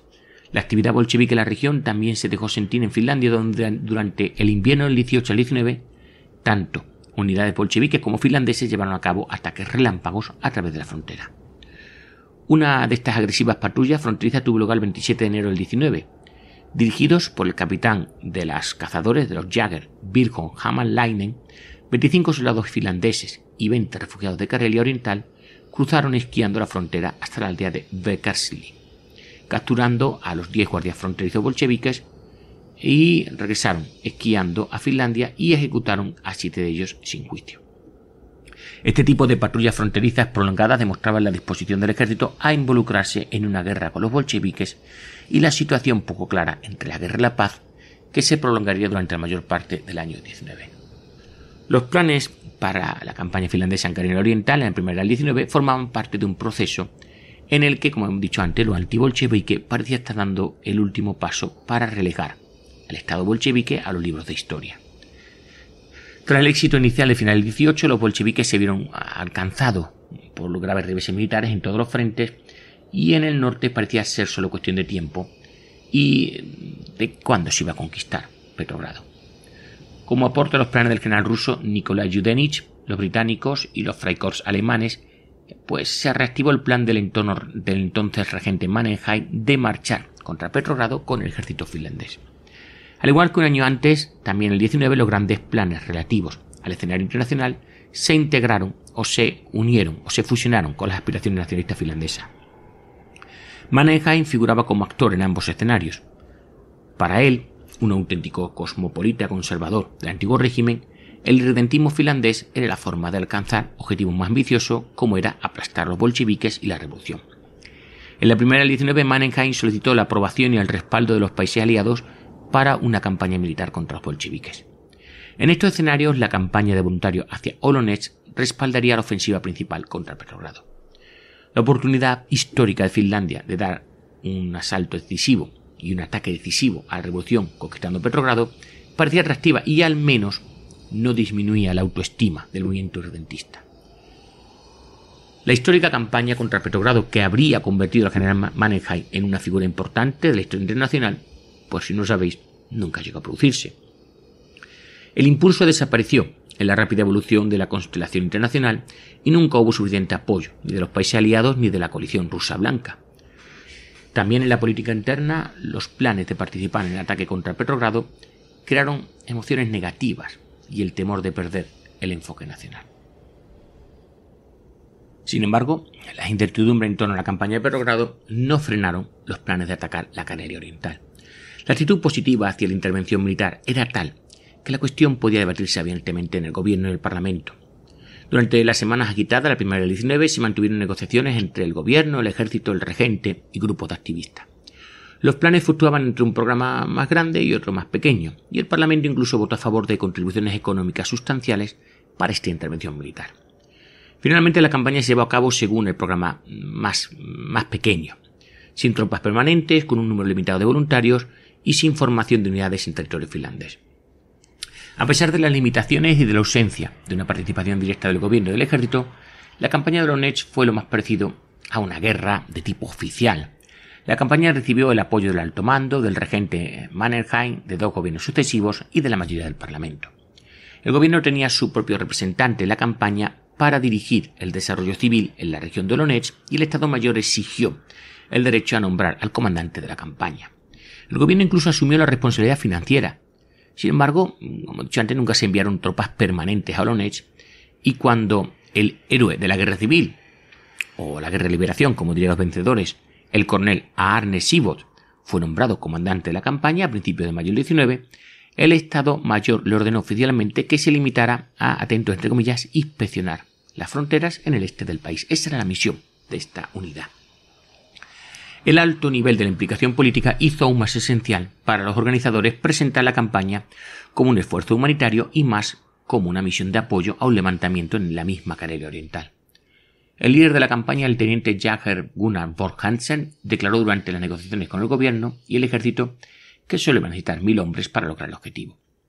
Según sus cálculos, miles de ciudadanos de Olonets se unirían a la campaña y al final también participaría el ejército finlandés.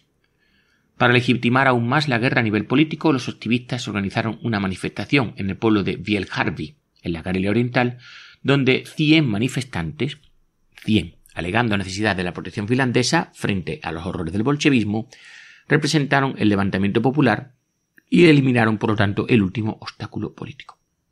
En realidad, la actividad de los carelios no fue totalmente existente.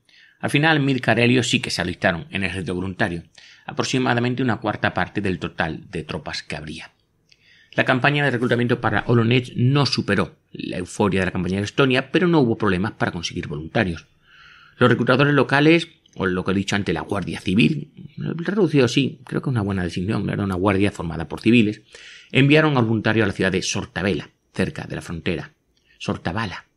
La ciudad se convirtió en un campamento militar con cientos de jóvenes, entusiastas carelios, combatientes de diversos orígenes, jägers, oficiales autoproclamados, aventureros, todos unidos por la idea de ir a la guerra. Entre los voluntarios también había docenas de mujeres que se unieron a la campaña y sirvieron como enfermeras, cocineras administrativas.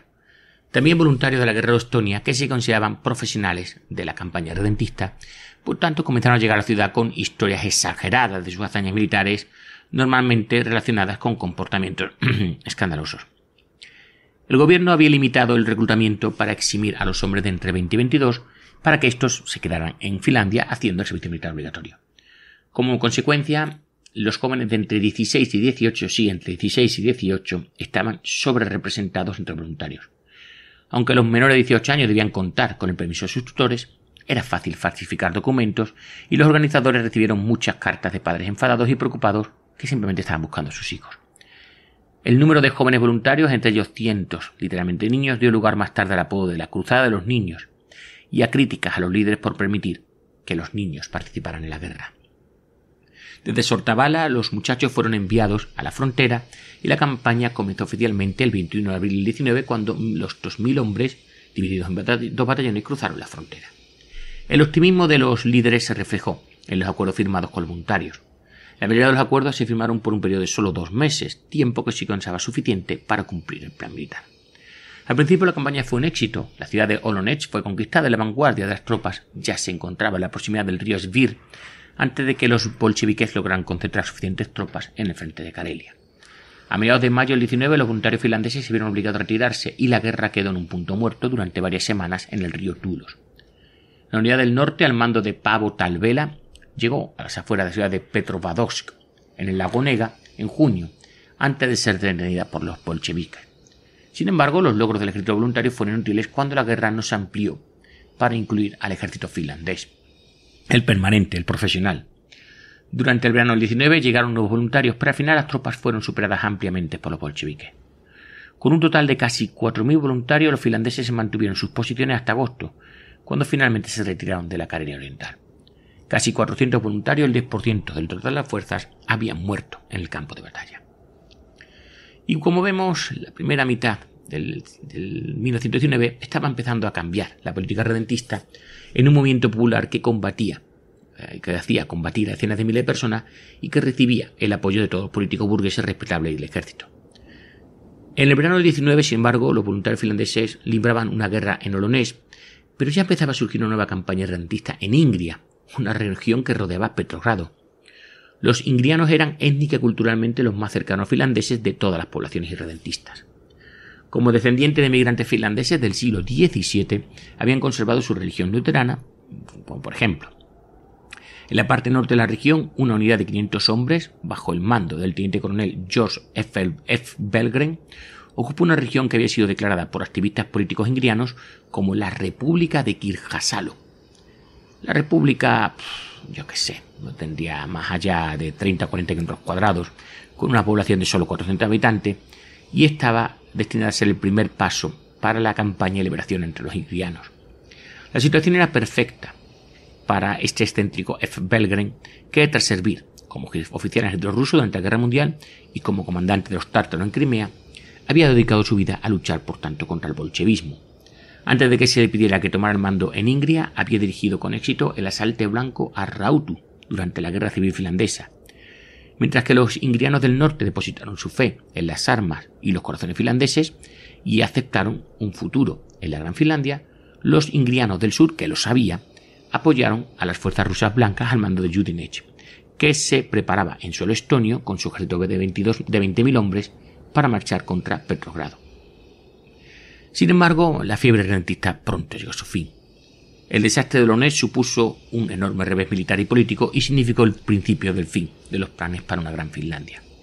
Después del verano del 19 no se produjeron campañas militares importantes y el combate político y público nunca volvió a alcanzar los niveles de la primavera del 19. La campaña del norte de Ingria se redujo a una mera ocupación simbólica de un par de pueblos en el lado ruso de las fronteras. En el Olonets, las últimas trozos de tierra ocupada fue abandonada en el año 20. Ese mismo año hubo otro intento fallido de conquistar Pechenga. En la política interior, la nación se convirtió en una república y el regente Mannerheim perdió las elecciones presidenciales en julio del 19 frente a Carlo Jugo Stalberg, que desconfiaba de la política aventurera de los activistas. A nivel internacional, el vacío de poder y la agitación que habían propiciado las guerras redentistas estaba llegando a su fin. Las fuerzas aliadas abandonaron el norte de Rusia a finales del 19 y unos meses más tarde las últimas fuerzas rusas blancas fueron derrotadas por los bolcheviques. Contra todo pronóstico, el Estado bolchevique sobrevivió y los países vecinos tuvieron que aceptarlo como socio negociador para poner fin a la agitación. Aún así, cuando Finlandia inició las negociaciones del armisticio con la Rusia soviética en el verano del 20, la delegación finlandesa presentó reivindicaciones de gran alcance, en ese espíritu de la Gran Finlandia que los activistas habían anhelado con tanto entusiasmo. Al final, los finlandeses tuvieron que modificar radicalmente sus reivindicaciones y renunciar a sus ideas expansionistas. El Tratado de Paz finalmente firmado a finales del 20, Finlandia acordó poner fin a la ocupación de las regiones de Repola y Porajärvi, en la Karelia Oriental, las dos parroquias que se habían unido a Finlandia en el 18 y 19 respectivamente, y atentos, renunciar a sus reivindicaciones sobre la Karelia Oriental y la península de Kola. La única expansión territorial tuvo lugar en el Océano Ártico, donde el distrito de Pechenga pasó a formar parte de Finlandia. Como contramedida a las reivindicaciones finlandesas de conceder la autonomía o la independencia de la Karelia Oriental, el régimen soviético fundó la Comuna Obrera de Karelia durante las negociaciones que duraron 5 meses. La comuna se convirtió en el año 23 en un distrito autónomo dentro de la Rusia soviética, la denominada República Socialista Soviética Autónoma de Karelia, y sus líderes eran emigrantes finlandeses, antiguos rojos que ahora se habían convertido en comunistas, con mentalidad nacionalista y que, por ejemplo, practicaban la política lingüística finlandesa en la región. Este liderazgo finlandés duró hasta las purgas de Stalin a mediados de la década de los 30.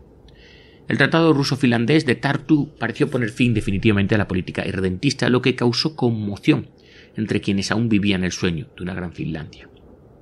El tratado fue considerado vergonzoso por los activistas y se convirtió en un tema de crítica constante para la derecha radical. Las protestas más famosas contra el tratado y la retirada finlandesa de Karelia Oriental fue el suicidio, atentos, de Bobby Siveil, un alguacil de la zona de Repola. Siveil se convirtió en un mártir de la juventud patriótica del periodo de entreguerras y en símbolo de un vasto movimiento pro-Karelia Oriental. Tras el Tratado de Tartu se produjo en Karelia Oriental otro enfrentamiento importante en el que participaron ahora otra vez los voluntarios finlandeses.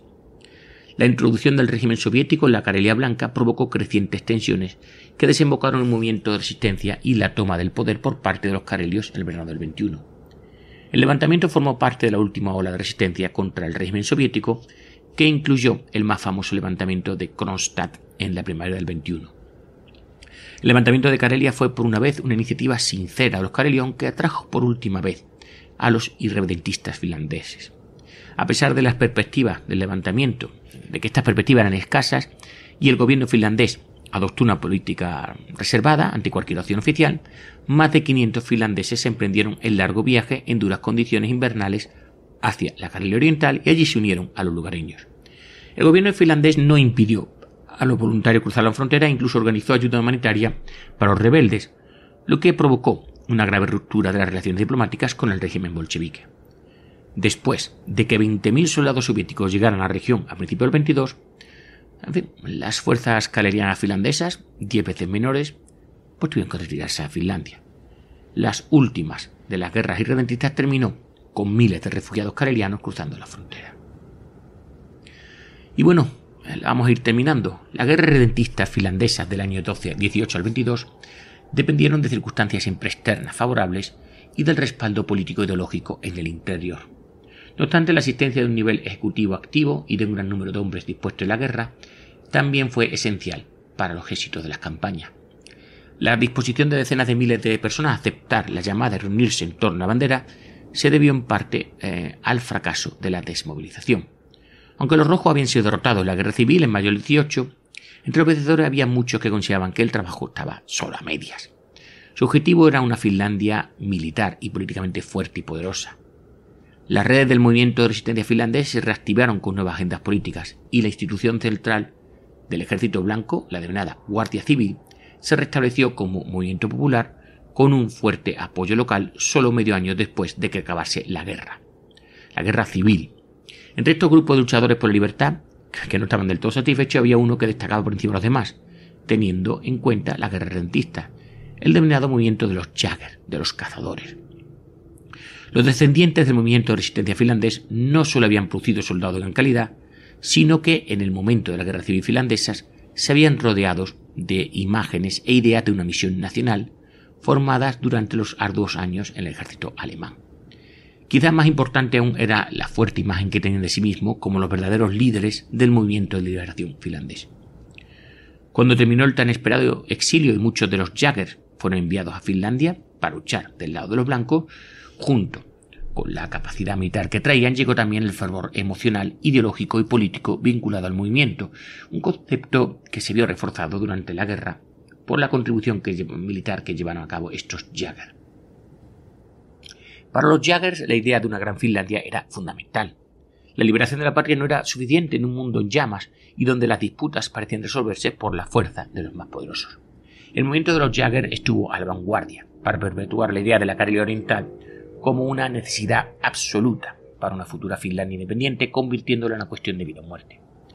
La línea de defensa finlandesa debían ser lo más ventajosa posible y los lagos Ladoga y Onega y el Mar Blanco, ya he dicho antes, incluso los planes más descabellados, incluida la península de Kola, debían incorporarse a un muro finlandés contra las hordas celestes y las inevitables guerras que sabían que habrían en el futuro contra Rusia.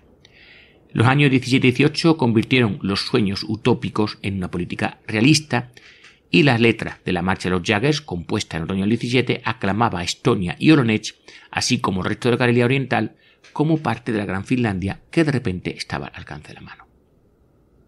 Tras la guerra civil, los Jaggers, fortalecidos por un destino común y una fuerte camaradería, formaron un cuerpo especial de héroes nacionales, una hermandad con una misión que aún estaba sin terminar. Creyendo en el poder de la acción, en su propia capacidad abrumadora y ansiosos por demostrar su habilidad y asumir su papel en el proceso histórico, los Jaggers se convirtieron en la principal fuerza detrás de las guerras redentistas. Es difícil imaginar unos dirigentes más adecuados para las campañas. Muchos Jaggers habían recibido una formación militar que hacía hincapié en la guerra independiente con tácticas de guerrilla y la organización de levantamientos populares. Además, durante años habían seguido el camino de la conspiración y el secreto y estaban unidos por la camaradería más que por las órdenes de cualquier político militar ajeno a su propio grupo. Y por último, pero no por ello menos importante, eran objeto de la admiración pública y su papel como héroes nacionales los hacían casi intocables de cara al resto de la población. Los Jaggers solían asumir los papeles principales tanto en la fase de planificación como en la fase ejecutiva de las campañas y sus oficiales estaban siempre al frente. Especialmente la más extensa de las guerras redentistas, la campaña de los Nets del año 19, fue una verdadera guerra de los Jaggers. Cuando los organizadores de la campaña, Gunnar Borghensen, Ragnar Nordström y Pablo Talvela, llamaron a sus hermanos de armas a luchar por la Gran Finlandia, más de 130 respondieron y se unieron a la campaña, sirviendo en la mayoría de las tropas como comandantes de unidades. El entusiasmo mostrado por los Jaggers tuvo un gran impacto en la imagen de las campañas, así como la credibilidad militar y el éxito de las campañas de reclutamiento. Los Jaggers famosos fueron capaces de reunir unidades de jóvenes ansiosos por la guerra. Uno de los reclutadores más famosos y eficaces fue Antti Isotalo, que logró movilizar a cientos de jóvenes en su región natal, Ostrobotnia, para que le siguieran a la Karelia Oriental.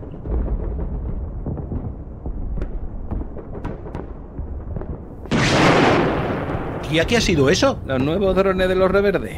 Oye, espero que sea lo último, ¿eh? Bueno, nosotros ya hemos cumplido por hoy. Eso, que lo defiendan otros ahora.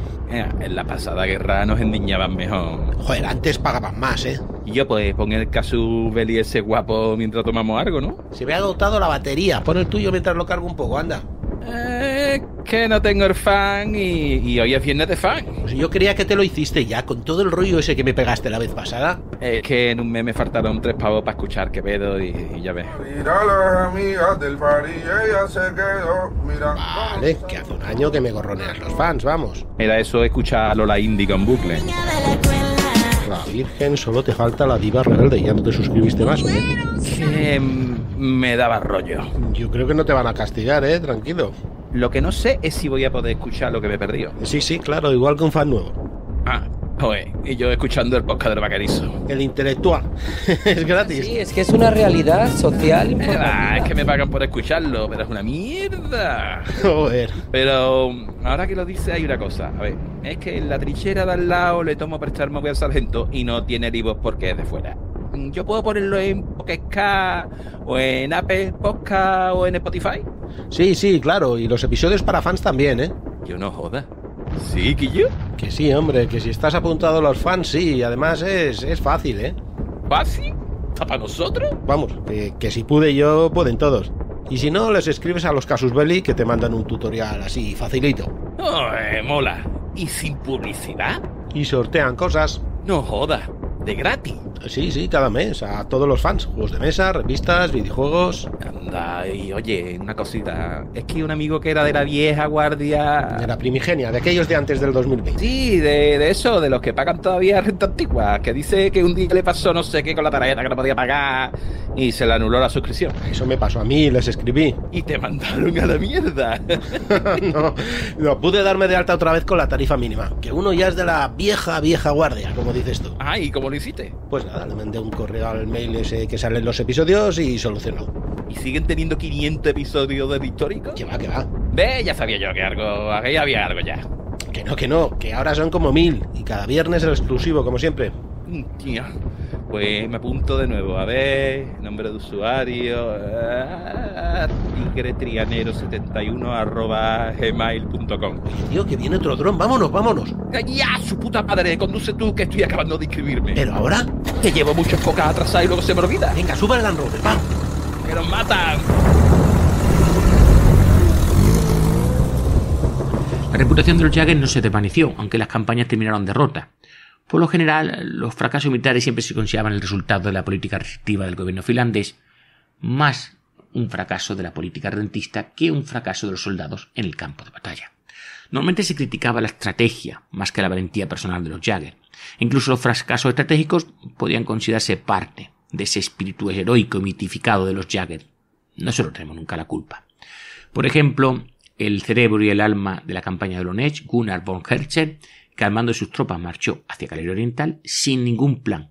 En caso de derrota, podía ser tachado de insensato, pero eso sí, nunca de cobarde. Si los Jägers ofrecían un liderazgo militar altamente cualificado para las guerras redentistas, el movimiento, por su parte de la Guardia Civil, ofrecía la red de reclutamiento voluntario. El nuevo movimiento, restablecido tras la Guerra Civil, se considera a sí mismo sucesor del Ejército Blanco y guardián de la Victoria Blanca del año 18. La Guardia, a menudo al mando de los mismos Jägers, formaba una red eficaz en todo el país, perfecta para la agitación y propaganda necesarias en cualquier campaña de reclutamiento.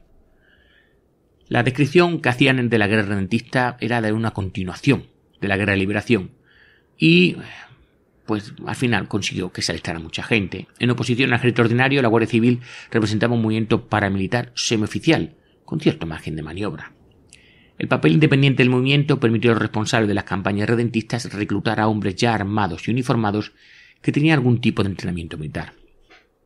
El vínculo entre la Guardia y las guerras redentistas podían parecer tan evidentes que los llamamientos al reclutamiento de los organizadores de las campañas no necesitaban ni justificación ni explicación. En Turku, el comandante de la Guardia Civil local recibió en mayo del 19 una solicitud de los activistas redentistas preguntando cuántos hombres y oficiales podían enviar a Olonets. El comandante reunió a los guardias, los agitó a favor de la campaña y presentó la solicitud. Inmediatamente más de 30 hombres se alistaron para la guerra. Parecerán pocos, pero en aquel pueblo eran muchos. En otras regiones se organizaron oficinas de reclutamiento dentro de las guardias locales. Por lo general, grupos de 10 o más se alistaban juntos, recibían una pequeña cantidad de dinero, billetes de tren de la misma Guardia Civil y partían hacia el este.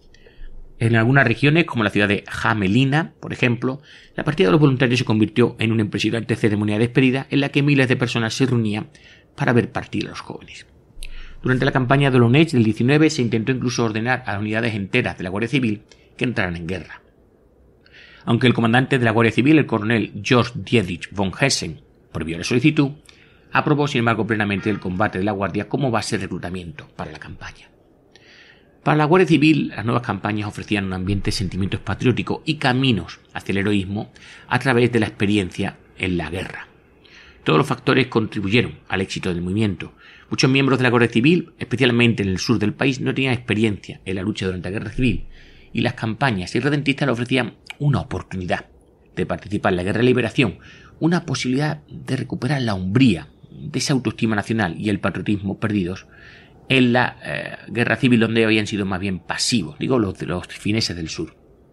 Por ejemplo, en la región de Häme, un anuncio en el principal periódico afirmaba que el honor de Häme no puede permitir que los ostrobotnios y los sabonios sangren solo cuando se crea una gran Finlandia.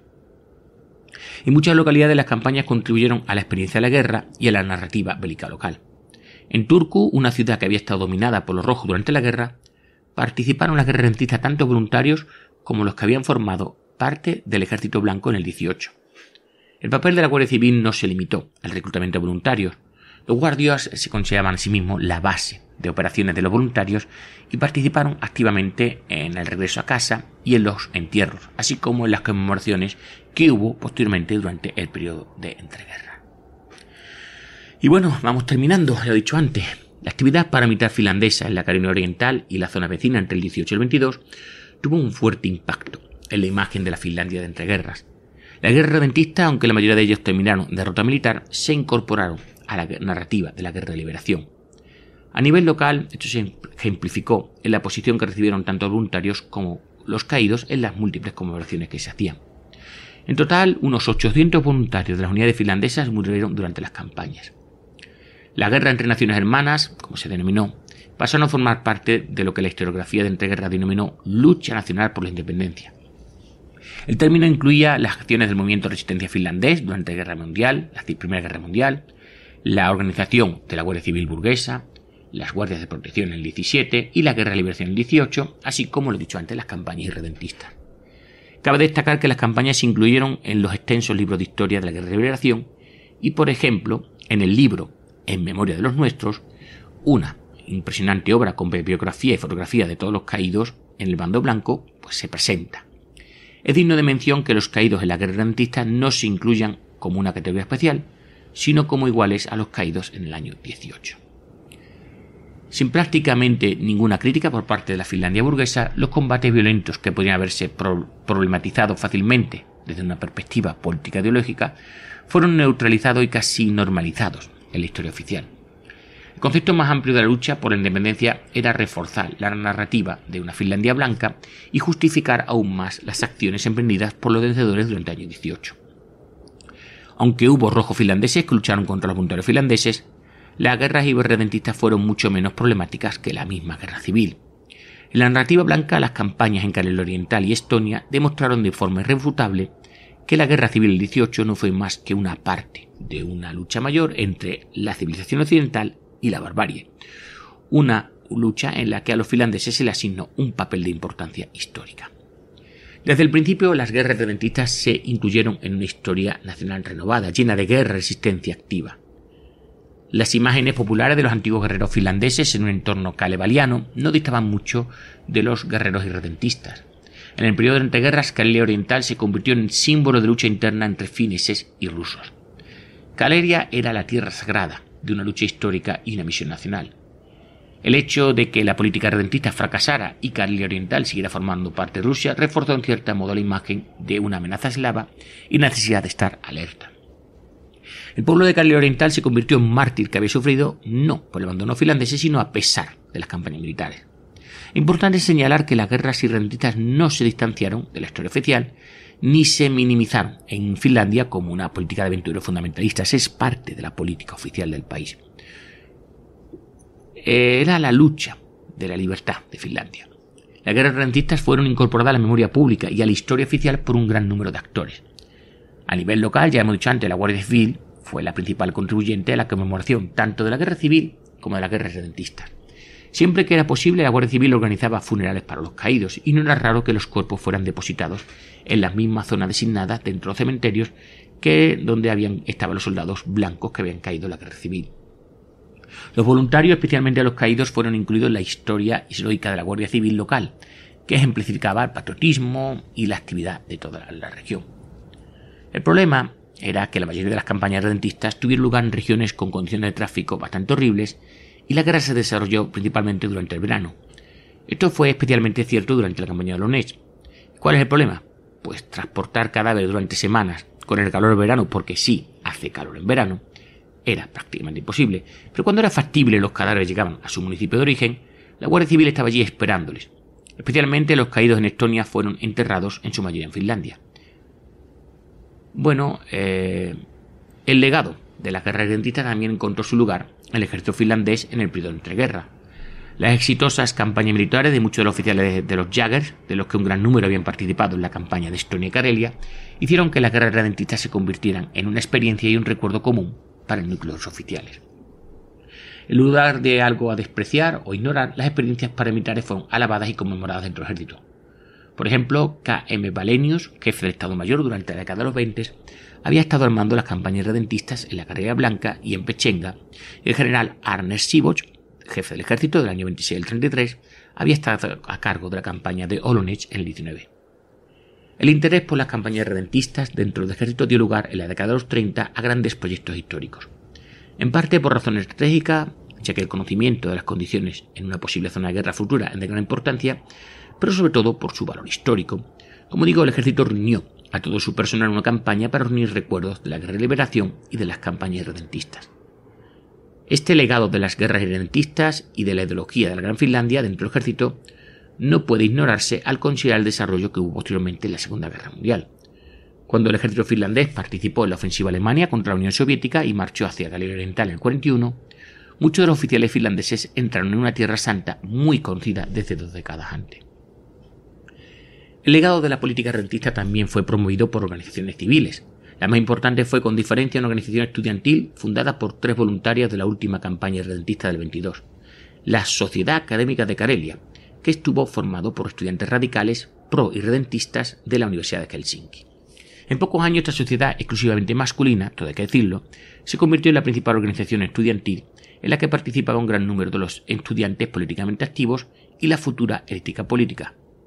Entre ellos, por ejemplo, el futuro presidente Urho Kekkonen, que participó en la campaña de voluntarios del 19. En toda la sociedad finlandesa, el legado de la política redentista se consideraba sagrado, con un toque clase místico. La conmemoración de las campañas de voluntarios dio lugar también a la creación de numerosas organizaciones de veteranos. A principios de la década de los 30, las 2 expediciones estonias tenían cada una su propia organización, y los veteranos de la expedición de Karelia Blanca se organizaron un par de años más tarde. En el 33 se fundó la Unión de Guerreros Irredentistas, que incluía a todos los voluntarios de la campaña entre el 18 y el 22. La Unión tenía sucursales locales en la mayoría de las regiones y publicaba una revista llamada Eimosoturi, el guerrero de la guerra de los parientes, el guerrero familiar, de la familia. Es una traducción un poco difícil. La Unión llegó a contar con más de 4.000 miembros. Su objetivo era, digo entre comillas, defender la aspiración a libertad de los pueblos finlandeses del Báltico. Y ya sí, nos vamos. Las guerras redentistas finlandesas formaron parte del caos político durante y después de la Primera Guerra Mundial y las revoluciones rusas. Sin embargo, las raíces del redentismo, como he dicho antes, estaban profundamente arraigadas en el movimiento nacional finlandés, en el que había sido esencial la fascinación romántica y científica por la familia de los pueblos finlandeses bálticos.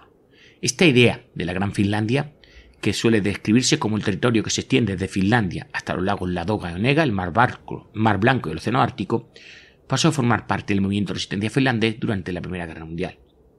La guerra civil abrió el camino ideológico y político para una política bélica y lanzó a los radicales del movimiento de resistencia a lo más alto del Estado del Ejército. Durante la guerra civil, tanto la Finlandia Roja como la Blanca mostraron un considerable interés, tanto en teoría como en la práctica, por incorporar la Karelia Oriental a Finlandia.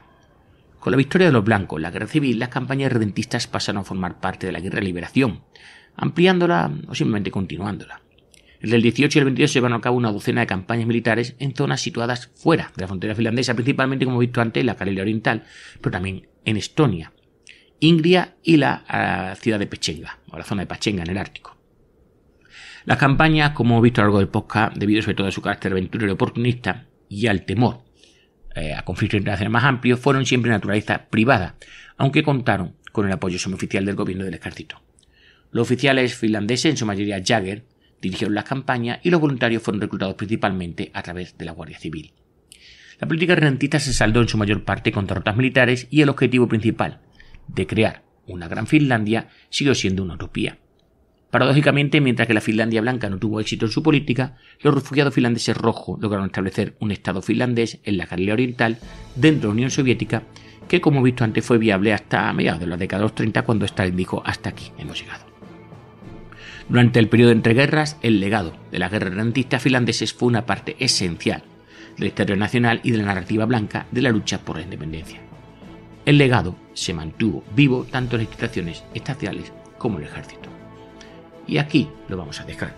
¿De acuerdo? Si os ha gustado este podcast, ya digo, donde hemos estado leyendo un poquito la guerra civil finlandesa, no específicamente, pero sí parte de la guerra civil finlandesa, pero sobre todo las guerras redentistas finlandesas, pues digo, si os ha gustado, pues sabéis, comentar, compartir, darle un like. Gracias, Dani, por poner la voz a los diferentes personajes que nos han expresado sus vivencias en estas guerras. Un teatro totalmente súper desconocido. Yo creo que muy poca gente sabe de estas historias, a menos que sea muy seguidor del mundo finlandés. Soy Saúl Rodríguez, ya sabéis, si os ha gustado, comentar, compartir, darle un like. Un saludo y hasta.